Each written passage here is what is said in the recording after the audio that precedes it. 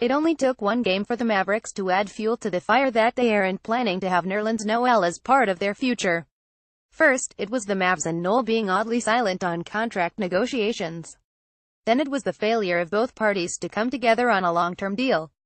After that, it was the bizarre move to bring Noel off the bench, not because it didn't make basketball sense but because it seemed like the Mavericks were doing everything in their power to not appease Noel, a future building block, in any way possible.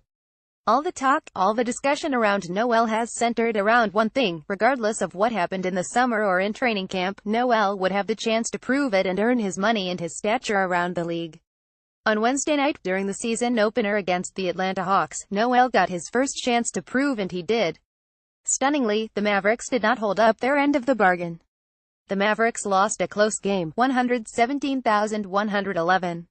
Noel came off the bench and played brilliantly, continuing to do what he did when the Mavs brought him on last year, rebounding, flying around the rim and perimeter on defense and rolling hard to the bucket and finishing plays on offense. With 9:12 left in the fourth quarter, Noel was subbed out for Dwight Powell. Noel's line at the time: a splendid 16 points on 6 of 6 shooting, 11 rebounds, 3 blocks and a steal in 19 minutes of play. Noel finished the game with that stat line. He finished with that line because Noel did not check back into the game until there was less than 40 seconds left in the game. Unbelievable. Powell played most of the fourth quarter because Rick Carlisle said after the game he made a few outside shots and the team was making a run with him in there. That's true, Powell made 2 3-pointers and that was nice to see. But guess what else he did or didn't do? He failed to grab a rebound in his 14 minutes. The Hawks had 14 offensive rebounds, a ton coming when Powell was on the floor in the fourth. Powell finished a -4 on the night. Noel was a team-high +9. Noel's net rating for the game was 24.3. How does this keep happening? Noel is too good for this bullshit. It's only one game, one of 82, but how can this not be viewed as a disaster when you consider not only everything that has happened up until this point in time, but the fact that Noel was far and away the best player in the American Airlines Center on Wednesday night and was still shuffled off in favor of Dwight Powell. Guess which one is signed through after next season? All of this matters. A loss to the Hawks in October does not matter for this team.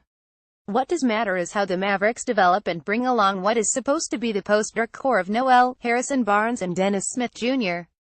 Those three learning how to win and lose is very important. If the Mavs win games behind those three, closing out games and finishing teams, that's exactly what you hoped for when you acquired all three of these pieces within the last year.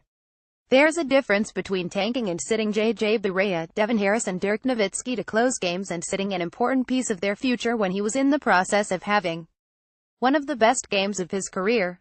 Nerlens Noel became only the third player since 198,384 to record at least 15 PTS, 10 reb, and 3 block in 20 minutes or less, per @ball_ref Bobby Carale @BobbyCarale. October 19, 2017. We're one game in and it feels impossible to think that Noel has any part of the Mavs' future plans. Things have to change. Noel, for one game, proved why he was worth keeping around no matter what. It's easy to expect him to keep it up. Hopefully the Mavs prove that they care about one of the brightest talents they've had on the roster in years.